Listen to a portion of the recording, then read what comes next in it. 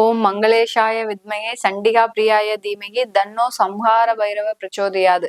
Next gen astro நேயர்களுக்கு astro பூர்ணாவின் அன்பான வணக்கங்கள். இன்னைக்கு நாம இந்த புத்தாண்டு பலன்கள் 2025 உண்டான அந்த புத்தாண்டு பலன்களை ஒவ்வொரு ராசி அன்பர்களுக்கும் எந்த மாதிரியான ஒரு பலன்கள் கிடைக்க போகுது, கோச்சார நிலவரப்படிதான் நம்ம பலன்கள் சொல்ல போறோம். திருக்கணிதப்படி இந்த பலன்களை கணிச்சு சொல்லியிருக்கிறேன். இந்த பலன்கள் மூலமாக எல்லா ராசி அன்பர்களுக்கும் இந்த 2025 எப்படி இருக்க போது, இது நாள் வரைக்கும் ஏற்பட்ட மாற்றங்கள், இனிமேல் இந்த 2025 ஏற்படக்கூடிய ஒரு மாற்றங்கள், அடுத்து பாத்தீங்கன்னா நீங்க என்ன செஞ்சீங்கன்னா சில பிரச்சனைகள்ல இருந்து நீங்க வெளியே வரலாம் அப்படின்றத நான் இந்த பதிவுல தெளிவா சொல்லியிருப்பேன். அதனால கடைசி வரைக்கும் ஸ்கிப் பண்ணாம பாருங்க. இந்த சேனல்ல முதன்முறையா பாக்குறீங்கன்னா சப்ஸ்கிரைப் பண்ணிக்கோங்க. பெல் பட்டன்ல ஆல் ஆப்ஷன் சூஸ் பண்ணீங்கன்னா உங்களுக்கு என்னுடைய அடுத்தடுத்த பதிவுகள் நோட்டிபிகேஷனா வந்துட்டு இருக்கும். இந்த பதிவு உங்களுக்கு ரொம்ப பிடிச்சிருந்ததுன்னா உங்களுடைய ஃப்ரெண்ட்ஸ் ரிலேட்டிவ்ஸ்க்கு ஷேர் பண்ணுங்க.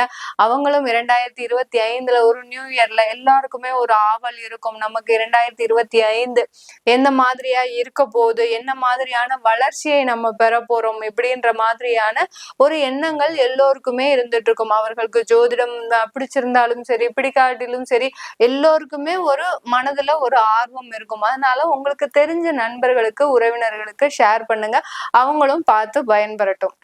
ரிஷபராசி அன்பர்கள், நீங்க எப்போதுமே ரொம்ப கவலையில இருக்கிறீங்க. 2024 முடியும் போதே பாத்தீங்கன்னா நம்ம ஏண்டா உயிர் வாழ்றோம் அப்படின்ற மாதிரியான ஒரு எண்ணத்துல இருக்கிறீங்க. கவலைப்படாதீங்க. உங்களுக்கு குரு பகவானுடைய பெயர்ச்சி 2ஆம் இடத்துல இருக்க போகுது. அதனால மிகப்பெரிய அளவுல நீங்க சாதிக்கக்கூடிய ஒரு நேரம் தான் மேடம். எங்களுக்கு குரு லக்னத்துல இருக்கும்போது, அதாவது ராசியிலேயே ரிஷபராசியிலேயே இருக்கும்போது நாங்க பட்ட அவமானங்கள் கொஞ்சம் நஞ்சம் இல்லை மேடம். இன்னும் 2ஆம் இடத்துக்கு போயிட்டு இந்த குரு பகவான் என்னென்னலாம் செய்ய போறாரோ அப்படின்ற மாதிரியான சில பயங்கள் பதட்டங்கள் இந்த ரிஷபராசி என்பர்களுக்கு இருக்கு. ஏன்னா குரு பகவான் சந்திரனை தொடும்போது சில தேவையில்லாத அவமானங்கள் வரும், ஜென்ரலாவே வரும். அது டெம்பரவரி தான். நீங்க பெரிய அளவுக்கு பாதிக்கப்பட மாட்டீங்க. அது எல்லாமே நல்லதுக்காக தான் நடக்குது இந்த ரிஷபராசி என்பர்களுக்கு.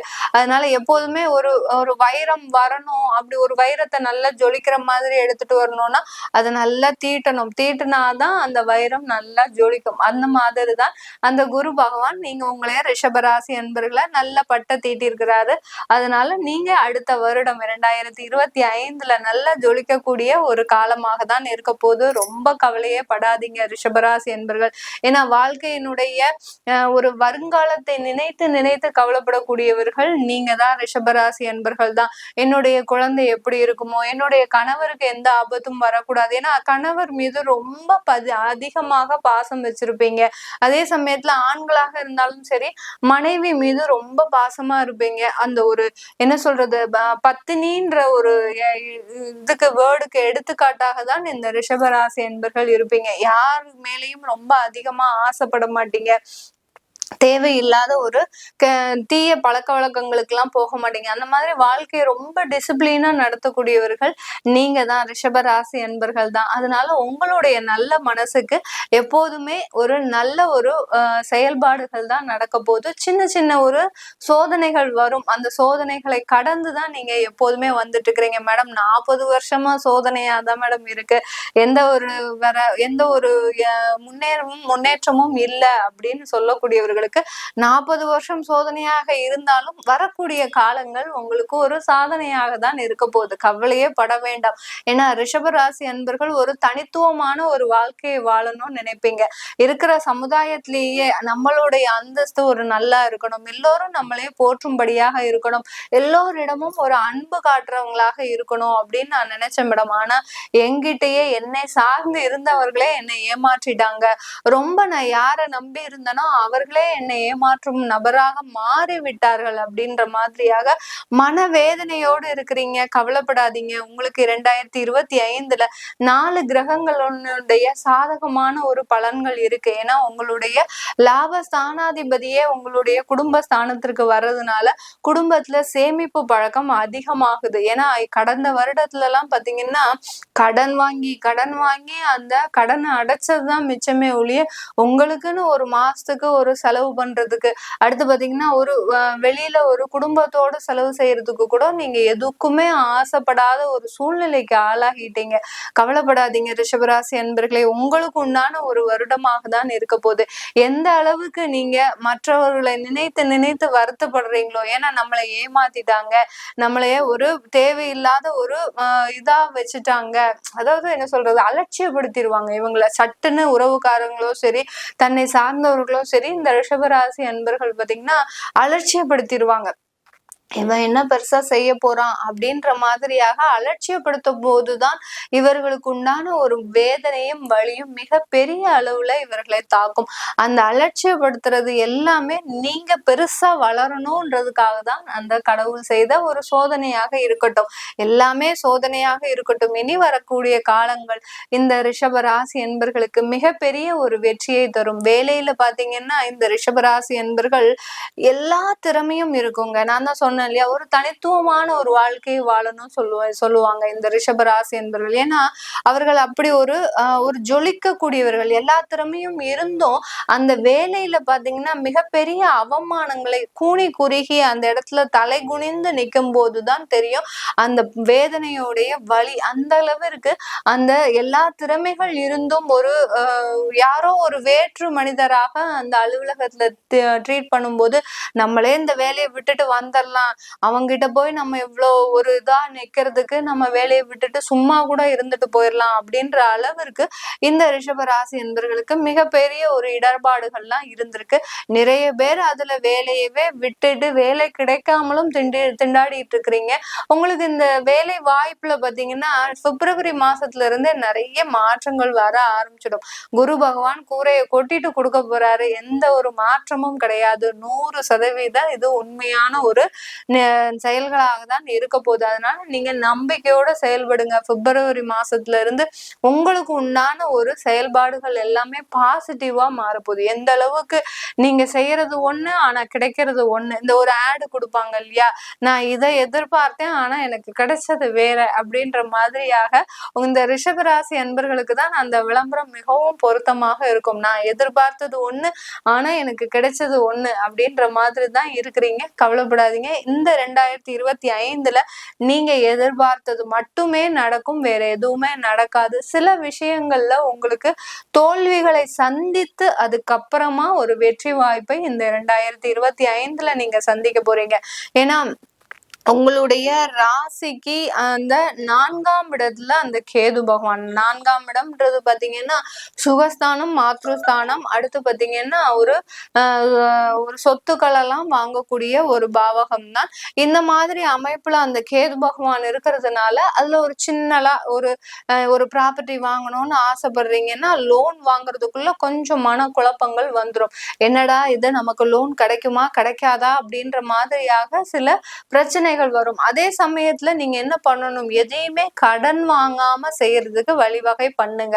எந்த அளவுக்கு நீங்க ரிஷபராசி என்பர்கள் நீங்க கடன் வாங்காம இருக்கிறீங்களோ அந்த அளவுக்கு மிகப்பெரிய ஒரு மாற்றங்களை நீங்க உங்களுடைய வாழ்க்கையில சந்திப்பீங்க. சில பேர் பாத்தீங்கன்னா வேலை செய்யற இடத்துல எனக்கு நிறைய பிரச்சனைகள் இருக்கு மேடம், அதனால நான் தொழில் ஆரம்பிச்சேன், ஏதோ என்னுடைய நண்பர்கள் மூலமாக கொஞ்சம் பணத்தை திரட்டி அந்த ஒரு தொழிலை ஆரம்பிச்சேன், கடைசி பாத்தீங்கன்னா எனக்கு தேவையில்லாத அந்த கடனாக மாறிடுச்சு அந்த தொழிலே பாத்தீங்கன்னா.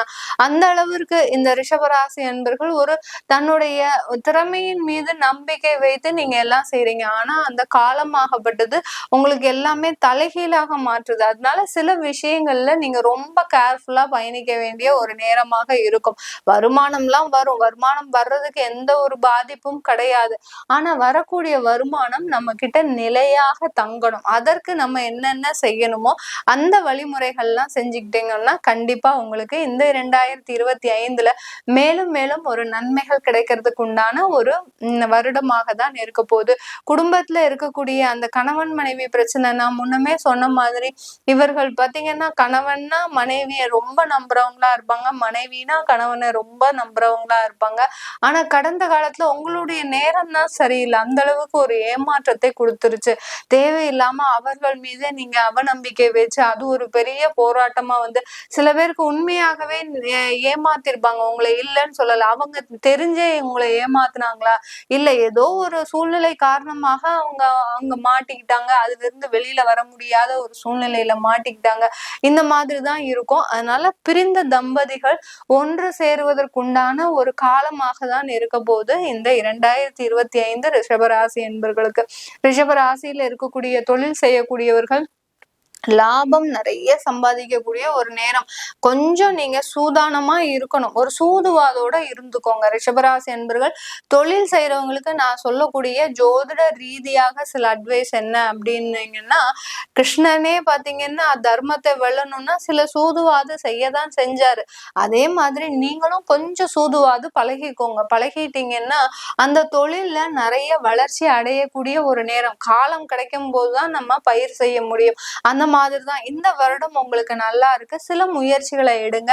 அதுல பெரிய பெரிய இன்வெஸ்ட்மெண்ட் போடாம கொஞ்சம் சின்ன அளவுக்கு இன்வெஸ்ட்மெண்ட் போட்டு உங்களுடைய தொழிலை நடத்துங்க.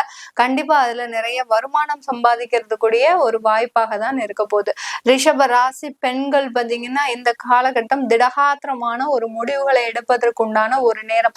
கடந்த வருடம்லாம் நீங்க எடுத்த முடிவு பாத்தீங்கன்னா அவ்வளோ பெரிய அவமானம், அசிங்கம், குழந்தைகளுக்காக தேவையில்லாத கெட்ட பேர், இந்த மாதிரி எல்லாம் வாங்கி ஒரு சின்ன பின்னமாகி அந்த குடும்பத்துல பெண்கள் பாத்தீங்கன்னா ஒரு தரம் தாழ்ந்து மதிக்கப்படுபவர்களாக தான் இது நாள் வரைக்கும் இருந்துட்டு இருக்கிறீங்க.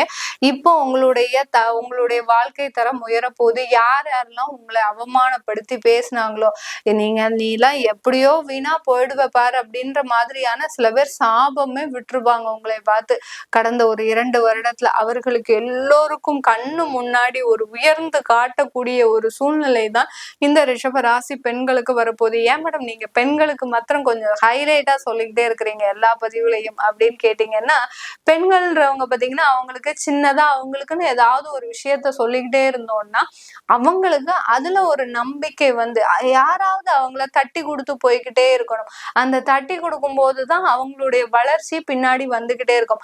ஆண்களுக்கு அந்த மாதிரி கிடையாது. நீங்க என்ன செஞ்சாலும் சரி, உங்களுடைய துன்பமோ துயரமோ உங்களுக்கு பகிர்ந்துக்கிறதுக்கு அந்த பெண்கள் இருக்கிறாங்க. ஆனா அந்த பெண்களுக்கு பகிர்ந்துக்கிறதுக்கு யாருமே இல்லை.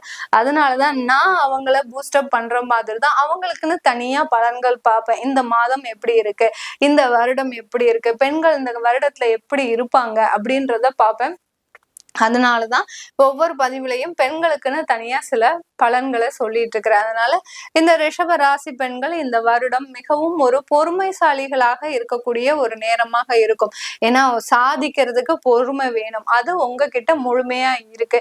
இந்த ஒரு வருடம் நீங்க பொறுமையா இருந்துட்டீங்கன்னா மிகவும் ஒரு வாழ்க்கையில வளர்ச்சி அடையக்கூடிய ஒரு நேரமாக தான் இருக்க போகுது. இது எல்லாமே நம்ம கோச்சார நிலவரப்படி பலன்கள் சொல்லிட்டு இருக்கிறோம். உங்களுடைய தசாபுத்தி பலன்கள் அடுத்து பாத்தீங்கன்னா உங்களுடைய குழந்தைகளுக்கு ஜாதகம் எழுதணும் அப்படின்னு நினைக்கிறவங்க கீழே இருக்கிற நம்பருக்கு வாட்ஸ்அப்ல அப்பாயின்மெண்ட் வாங்கிக்கிட்டு நீங்க என்கிட்ட கன்சல்ட் பண்ணிக்கலாம். உங்களிடமிருந்து விடைபெறுவது உங்கள் ஆஸ்ட்ரோ பூர்ணா. எல்லோருக்கும் இனிய புத்தாண்டு நல்வாழ்த்துக்கள்.